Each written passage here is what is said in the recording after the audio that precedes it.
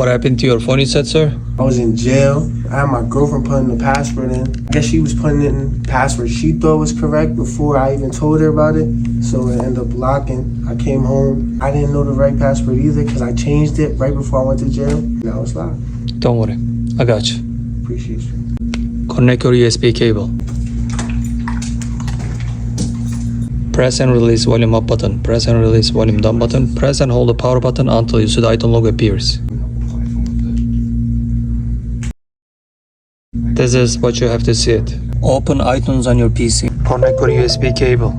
Restore and update. Restore is completed.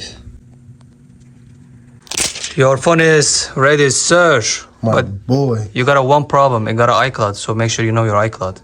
I got an iCloud? Yes. Do you know your iCloud? Nah, boy. I found this shit I found it on the street. You find it on the street? Yeah. Then you can use it. I'm sorry, brother. Yep.